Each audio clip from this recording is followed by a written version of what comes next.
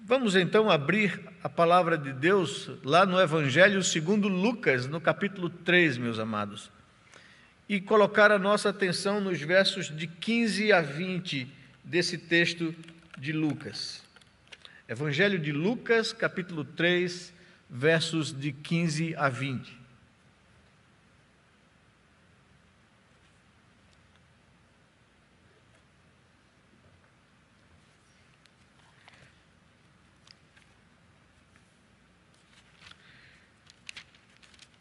Diz assim a palavra de Deus.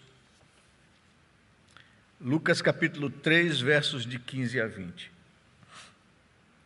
O povo estava em grande expectativa, questionando em seus corações se acaso João não seria o Cristo. João respondeu a todos: Eu os batizo com água, mas virá alguém mais poderoso do que eu, tanto que não sou digno nem de desamarrar as correias das suas sandálias. Ele os batizará com o Espírito Santo e com fogo. Ele traz a pá em sua mão, a fim de limpar sua eira e juntar o trigo em seu celeiro, mas queimará a palha com fogo que nunca se apaga. E com muitas outras palavras, João exortava o povo e lhe pregava as boas novas.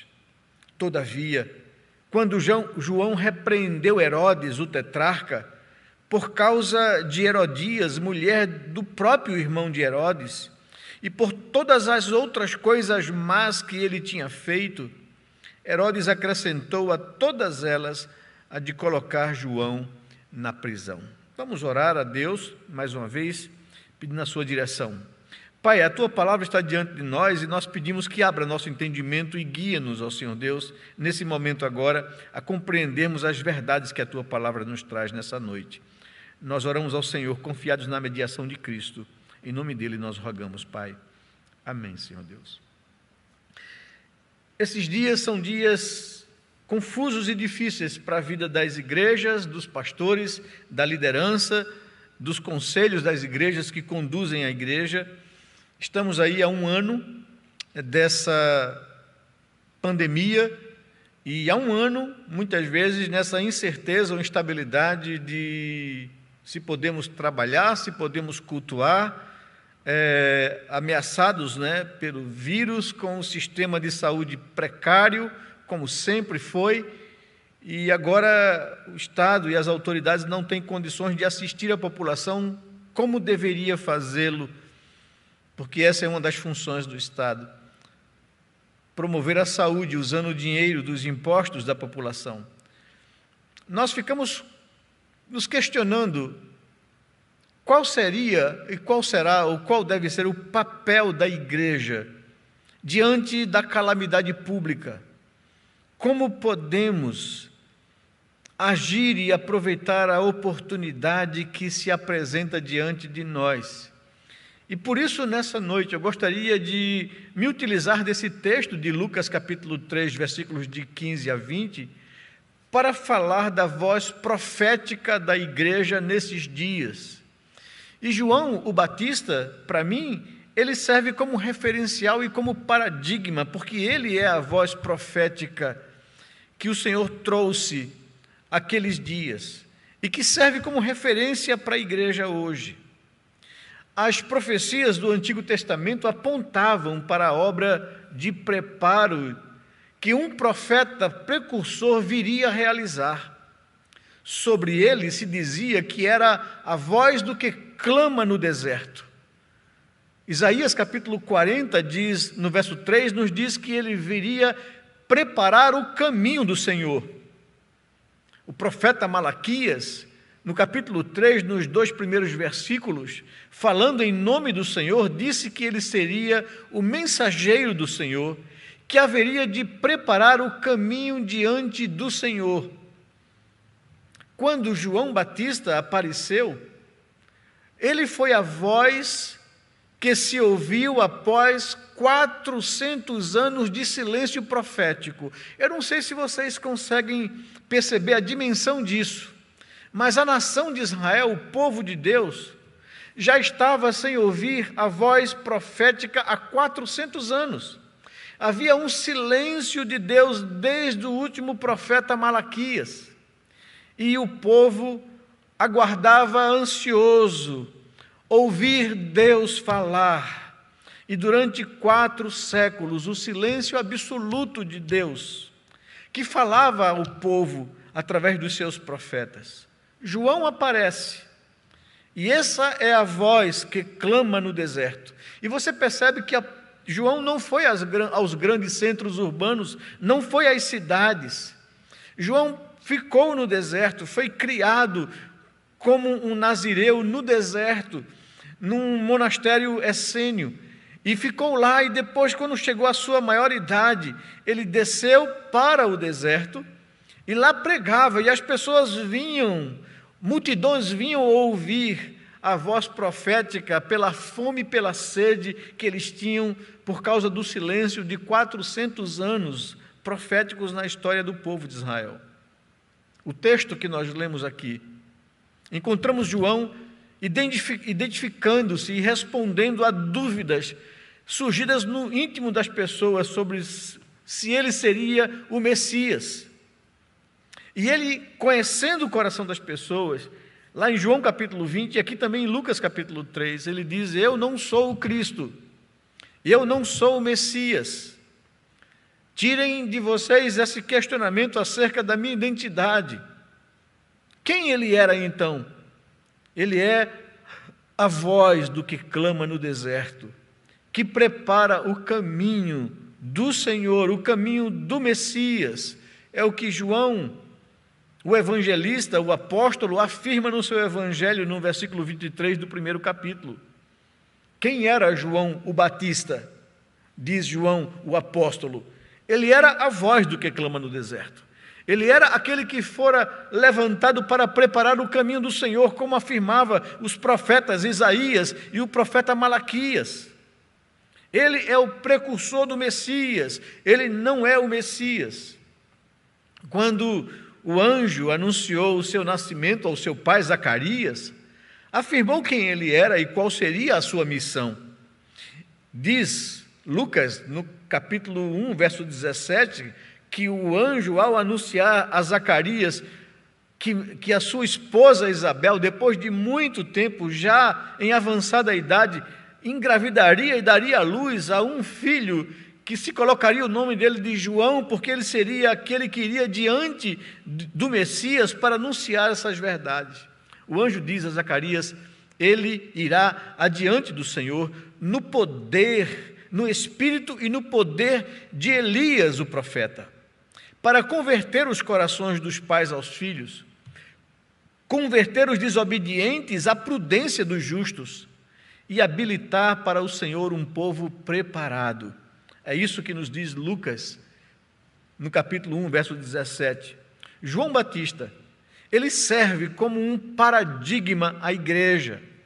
A igreja é a voz profética de Deus no mundo. João Batista anunciou a vinda do Messias que seria imolado numa cruz. A igreja hoje anuncia a vinda do Messias que virá como Senhor em glória para julgar o mundo. Por isso, a igreja precisa levantar sua voz profética e continuar a clamar essas mesmas verdades e preparar o caminho para a vinda do Rei, do Senhor dos Senhores, que virá em glória para julgar o mundo e para resgatar a sua igreja. João o Batista, ele vinha, como diz aqui Lucas, ele vinha preparar o caminho do Senhor, como o anjo disse a Zacarias. Ele veio preparar o caminho do Senhor, ele veio converter os corações dos pais aos filhos, converter os desobedientes à prudência dos justos e habilitar para o Senhor um povo preparado. Como se daria essa preparação? Como o caminho seria preparado?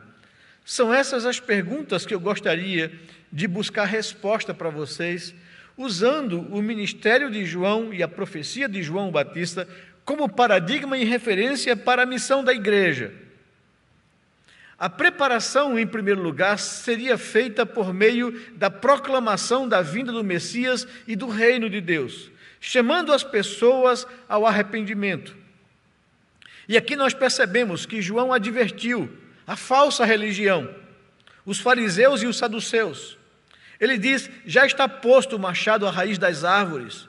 Toda árvore, pois, que não produz bom fruto, é cortada e lançada ao fogo. Mateus capítulo 3, versículo 10. Texto paralelo a esse.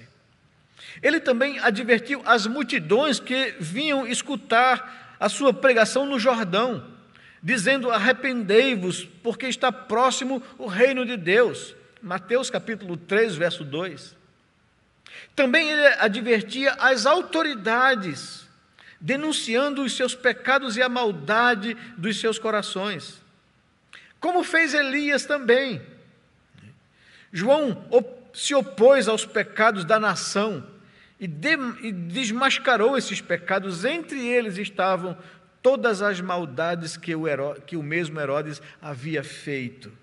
A voz profética denuncia os pecados que são cometidos pelas autoridades, que deveriam promover o bem, mas praticam o mal e devoram a sociedade. Falsa religião, o povo em geral e a maldade de governantes.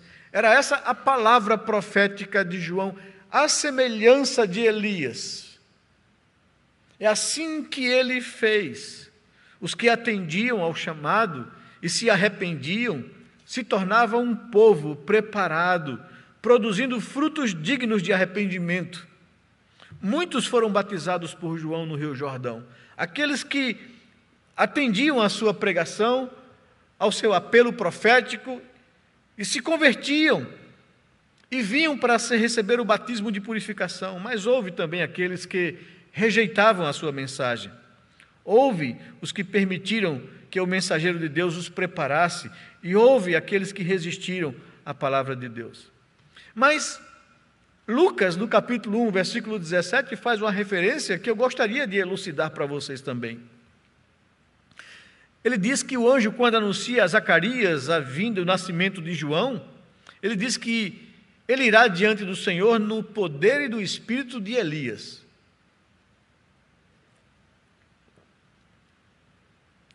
Por que isso? Por que essa referência a Elias? João Batista veio com a disposição e com o poder de Elias, conforme o anjo havia dito. E em nenhum outro lugar isso é mais claro do que na descrição do texto que nós lemos aqui de Lucas capítulo 3, especificamente no verso 18 e no verso 19, quando diz: assim, pois, com muitas outras exortações, anunciava o evangelho ao povo, mas Herodes, o tetrarca, sendo repreendido por João, por causa de Herodias, mulher de seu irmão, com quem ele havia se envolvido sexualmente, e por todas as maldades que o mesmo Herodes havia feito, a semelhança de Elias, que teve também a mesma postura e coragem profética de enfrentar as autoridades de Israel que viviam praticando mal e desobedecendo a palavra de Deus, assim João Batista, como profeta, como voz profética, denunciava os pecados daqueles que deveriam promover o bem e praticavam o mal. O preparo para o reino espiritual que estava por vir exigia uma obra de nivelamento.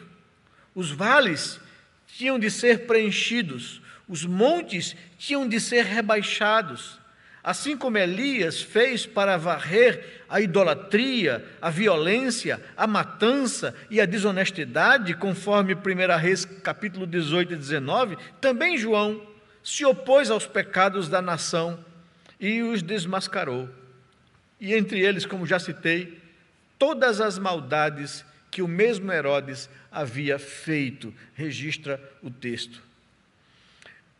É por causa disso que eu entendo que João Batista serve como referência para os dias atuais. Serve de referência para nós, os pastores, profetas de Deus. Serve de referência para as igrejas, de como ela deveria se conduzir em momentos de crise como nós vivemos. Quando nos encontramos confusos do que devemos fazer, do que é mais prudente fazer, se obedecermos a esses decretos, que nos restringe e nos proíbe de cultuar a Deus, se devemos obedecer a Deus e não aos homens, a igreja fica confusa de como deve se conduzir nesses momentos. E para mim, a profecia que diz respeito a João Batista, que o compara a Elias, serve para a gente como referencial. Eu vejo com preocupação nesses dias pastores e igrejas se omitindo de levantar sua voz profética contra os abusos que autoridades têm feito e não cessam de fazer o mal. Eu vejo às vezes discursos de pastores que aparentemente um discurso piedoso, que a igreja deveria não se envolver nessas questões e somente orar. Isso me traz uma preocupação, porque a boa notícia e a palavra profética que a gente vê na palavra de Deus em todos os profetas do Antigo Testamento é de enfrentamento quando a injustiça é feita, quando os valores de Deus são quebrados, que não deve haver uma passividade ou uma conformidade do povo de Deus em relação ao mal que se espalha no mundo, que a igreja não pode se omitir de denunciar o pecado e o mal. Por isso que João Batista é comparado a Elias. Ele é o precursor de Jesus e ele veio preparar o caminho do Messias. E como ele faz isso? Chamando as pessoas a arrependimento, dizendo que o reino de Deus está próximo e que eles deveriam abandonar suas práticas pecaminosas. Se não, veja comigo esse nosso segundo ponto aqui, que o caminho do Messias estava sendo preparado, mostrando especificamente a mudança que deve ocorrer na vida dos homens, o que Deus requer das pessoas. A mensagem por João Batista pregada não só condenava o mal, mas salientava as mudanças que Deus espera das pessoas que haviam sido perdoadas e de todas as pessoas que deveriam se arrepender e se chegar a Deus. Falou aos publicanos, que eram os políticos e os servidores públicos da época. Falou aos soldados, que eram as autoridades encarregadas pela segurança e pelo bem comum da população. E falou à população em geral, que perguntavam: o que havemos de fazer? Era essa pergunta das pessoas que, convencidas de pecado, se chegavam a João e diziam: agora, João, o que nós devemos fazer? O que Deus espera de nós? E a voz de Deus, que clamava através do profeta, exigia que se fosse generoso, solidário e sensível à dor do outro. Lucas capítulo 3, verso 11, observe aí comigo. O que devemos fazer, então, perguntavam as multidões. João respondia: quem tem 2 túnicas, dê uma a quem não tem nenhuma. E quem tem comida, faça o mesmo. E se tem uma coisa que eu tenho louvado a Deus e agradecido a Deus, é perceber que quando a igreja aqui, a nossa igreja, tem consciência, tem conhecimento de que alguma família foi afetada por essa enfermidade e está isolada, não podendo sair, não podendo fazer compras, não podendo nem às vezes fazer seu alimento, a igreja se mobiliza. Mulheres têm sido sensíveis e se mobilizado e mandado alimento, feito escala de pessoas que assistem os outros. Graças a Deus, cumprindo aquilo que Deus requer. O que devemos fazer, a população de forma geral? Ser solidário, ser sensível ao outro. É isso que João diz que deveríamos fazer. Sermos generosos, solidários e sensíveis à dor do outro. Dividir o que temos. Quem tem 2 túnicas, dê a quem não tem nenhuma, e quem tem comida, faça o mesmo. E era assim que ele orientava as multidões. Também exigia-se honestidade e bom uso do dinheiro e do poder público. No versículo 13 do capítulo 3 aqui, diz que alguns publicanos, que eram os servidores públicos da época, que eram as autoridades políticas da época, também vieram para serem batizados, e eles perguntavam: mestre, o que devemos fazer? E a resposta de João no verso 13 é: não cobrem nada além do que lhes é estipulado. Ou seja, use bem o dinheiro público, não sejam corruptos, não usem o dinheiro público para um outro fim pessoal que não o bem da população. E o que nós assistimos nesses dias, meus irmãos, com relação a essa questão de lockdowns, é um remendo que as autoridades do Estado têm feito, por não investir o dinheiro na saúde, por não terem uma saúde pública que assista a população numa situação de emergência, eles então paralisam tudo, paralisam o comércio. São medidas para encobrir o fato de que o poder público não tem condições de atender a população por questões de mau uso do dinheiro público. Olha, os dados que nós conhecemos aqui esses dias é que quase R$1 trilhão foi repassado aos governos dos estados para atender a crise e atacar a crise durante esse ano 2020 até hoje. Isso significa quase 25% do que está previsto para a arrecadação fiscal para o ano 2021. Quase R$1 trilhão. E onde está esse dinheiro? O que João Batista tem para dizer às pessoas que têm responsabilidade pública com o serviço de atender a população, que administra os recursos de impostos que vêm da própria população, é que eles sejam honestos, não sobrecarreguem a população com uma carga tributária elevadíssima. Use bem o dinheiro público e o poder que vocês têm, que lhes foi dado por Deus, para o bem da sociedade e não para o mal da sociedade.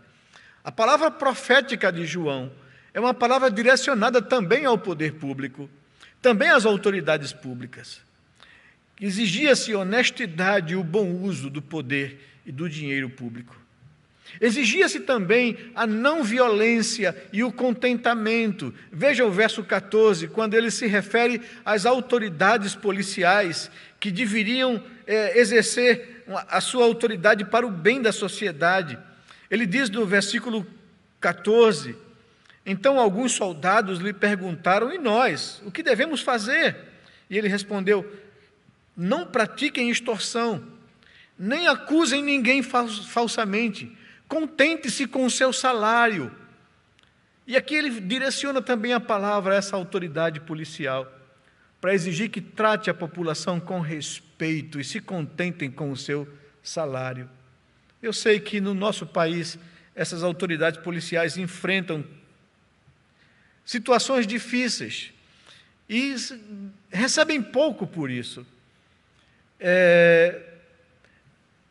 E que eles deveriam ser melhor valorizados, sim, e melhor preparados para exercer a sua função. Mas, por outro lado, infelizmente, a gente vê nesses dias de restrições, nesses dias de abuso de direitos, essas autoridades é que estão na linha de frente com a população, e muitas vezes a gente tem visto aí nas redes sociais abusos, violência sendo praticada com um trabalhador. E isso causa na população uma indignação, uma revolta. É interessante como a palavra de Deus traz a todos os grupos envolvidos na sociedade, as autoridades políticas, servidores públicos, as autoridades policiais, que foram colocadas para o bem da população e para conter o mal e para proteger a população do mal e as multidões em geral, como a palavra de Deus traz orientações para a vida social e para o bem comum de uma nação. A preparação apontava para um caminho de santidade e o povo de Deus deveria andar nesse caminho, como afirma o profeta Isaías no capítulo 35, versos de 8 a 10. Então, João Batista não só denunciava o mal, mas ele orientava de como as pessoas deveriam viver conforme a vontade de Deus, preparando um povo para ter uma mudança de vida e para servir a Deus. Mas, em terceiro lugar, nós vemos que a mensagem preparava não só para o presente, mas para o reino vindouro, referindo-se à vinda do rei do reino. Não bastava advertir a nação judaica para que fugissem do justo juízo de Deus, como Mateus capítulo 3 nos coloca, nem instruí-los com respeito ao procedimento esperado por Deus, aqui em Lucas capítulo 3, mas era essencial que o rei que estava por vir fosse reconhecido e fosse identificado. A pregação de João e a pregação da igreja aponta para o Messias Redentor, conduz à graça de Deus. João tinha estado batizando em Betânia e no dia seguinte, quando viu Jesus se aproximar dele, exclamou: eis aí o Cordeiro de Deus que tira o pecado do mundo. João capítulo 1, verso 29. João Batista estava anunciando ao povo a obra de Jesus como Cordeiro Pascal. Ele daria a sua vida e seria levado ao matadouro pelo pecado do homem. É o que descreve Isaías em seu capítulo 53, na sua profecia. Mas a sua mensagem não só apontava para a primeira vinda do Messias, como Cordeiro imolado, porém para a sua segunda vinda, como reto juiz. O machado está posto à raiz das árvores, apregoava João. Ele virá segunda vez para buscar os seus e julgará a impiedade dos ímpios. A mensagem profética era essa. João Batista falava sobre o sacrifício de Cristo, mas falava também sobre a sua vinda como reto juiz. A igreja hoje deve anunciar as mesmas verdades. Jesus é o Cordeiro de Deus que deu a sua vida na cruz para tirar o pecado do mundo e por isso chamar os homens a arrependimento e a fé em Cristo Jesus. Mas ao mesmo tempo, a igreja tem que pregar a segunda vinda de Cristo, aproveitar esses dias maus, aproveitar a oportunidade. É preciso que a igreja se dê conta do momento oportuno que ela vive para levantar a sua voz profética. Em vez da igreja se acuar, em vez da igreja se esconder, ela tem que ser relevante nesse momento da vida da nação e do mundo. Ela tem que levantar a voz profética e anunciar, sim, o juízo de Deus sobre a humanidade, porque nada disso acontece sem a permissão de Deus e sem os seus propósitos. Nós entendemos que essas epidemias que têm varrido o mundo de forma cíclica na história são juízos de Deus contra uma humanidade ímpia que se rebela contra os seus princípios e valores. E a igreja, em vez de ser subserviente, a igreja, em vez de se esconder e se acanhar diante dos desafios, que tenta restringir a sua voz profética, ela deveria, à semelhança de João Batista, à semelhança de Elias, levantar a sua voz e advertir a humanidade, e advertir as autoridades, para que temam o Senhor, o reto juiz, que já colocou o seu machado sobre a raiz das árvores, que limpará a sua eira, que recolherá o seu trigo no seu celeiro e que queimará a palha. Ele virá segunda vez para buscar os seus e para julgar a impiedade dos ímpios. A eficácia, concluindo, da obra de João Batista é exemplificada no Evangelho de João, o apóstolo. Diz o texto que no dia seguinte estava João outra vez na companhia de 2 dos seus discípulos. E vendo Jesus passar, disse: eis o Cordeiro de Deus. Os 2 discípulos, ouvindo dizer isto, seguiram Jesus. João capítulo 1, verso 35 a 37. Observe, ao levar esses 2 discípulos ao rei do reino espiritual de Deus, ele estava desempenhando bem a sua função. 2 homens preparados estavam prontos para se tornar discípulos de Cristo. E mais tarde seriam parte do fundamento do reino, no qual todos os santos seriam cidadãos. Esse é o papel da igreja.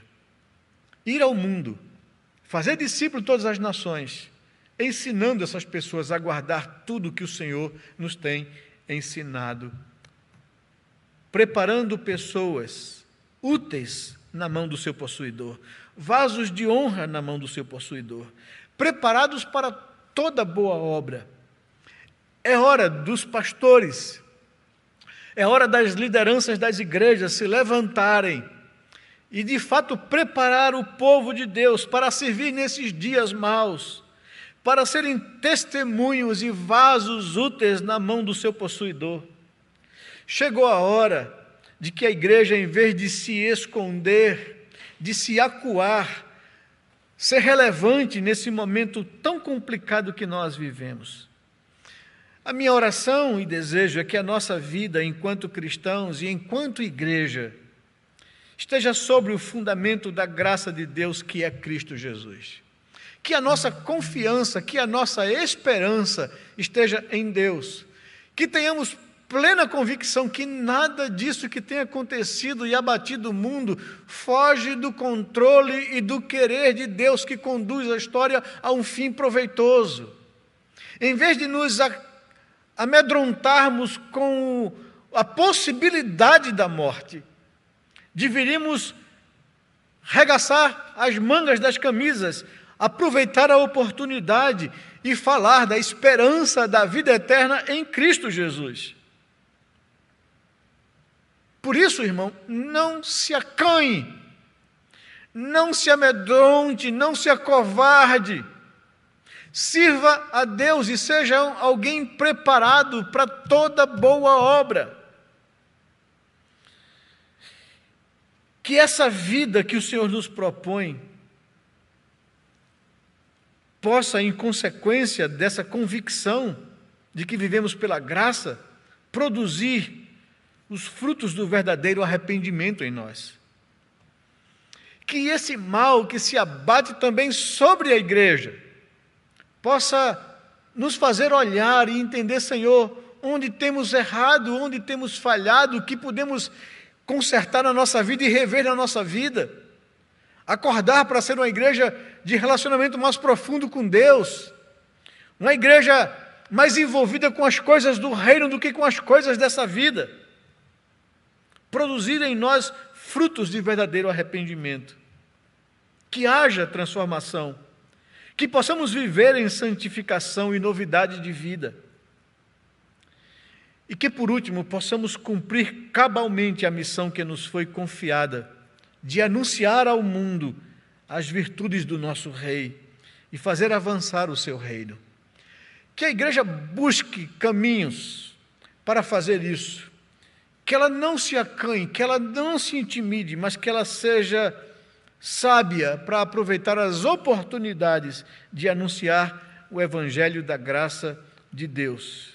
Que o Senhor nos abençoe, que o Senhor faça resplandecer o seu rosto sobre nossas vidas, que o Senhor tenha misericórdia de nossas vidas enquanto igreja nesses dias.